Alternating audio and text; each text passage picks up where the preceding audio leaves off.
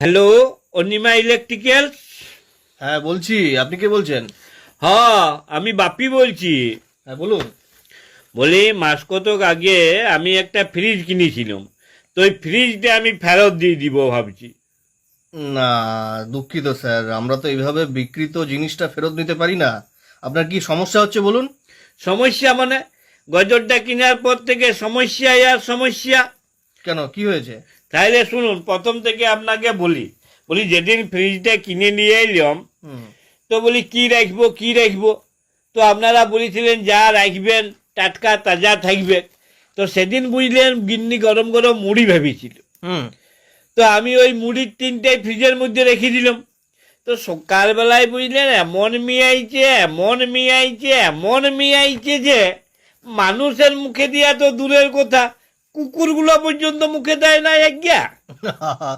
আরে বাবা, আপনি মুড়ি রাখতে গেলেন কেন? অন্য কিছু খাবার জিনিস রাখতে পারলেন না?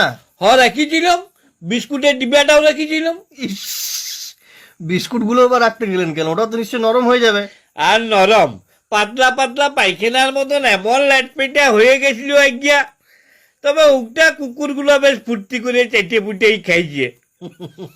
কেন, আপনি ভাত ডাল শাকসবজি কিছু রাখতে পারলেন না? আর ভাতের কথা বলবেন নাই। তো সেদিন খাওয়া দাওয়ার পরে ভাতটা বাড়িয়ে গেছিল। তো গিন্নিকে বললাম, শুনো এক কাজ করো, ভাতটা জল ঢেলে ফ্রিজে রেখে দাও, দেখি ফ্রিজে আমার নিটা কেমন হয়। তো গিন্নিও কি করলে, ভাতে জল ঢেলে ডেকচি সুদ্ধা ডিপ ফ্রিজে রেখে দিল। সকালবেলাতে দেখছি বসাই ভাতের আইসক্রিম হয়ে গেছে। মেয়া মরদে চুষি চুষি খেলাম। যাক, নতুন কিছু তো খেলেন। আর খাবার কথা বলেন না, এই ফ্রিজের জন্য পাড়ার লোকের হাতে কেলানি পর্যন্ত খেলাম। কেন? ফ্রিজের সাথে আবার কেলানির কি সম্পর্ক? আর বলেন না মশাই, সেদিন বুঝলেন পাশের ঘরে সকাল থেকে দু ভাইয়ে দমে চেঁচামেচি করছে। তো আমি অনেকক্ষণ ধরে শুনিয়ে শুনিয়ে থাকতে লাগলাম।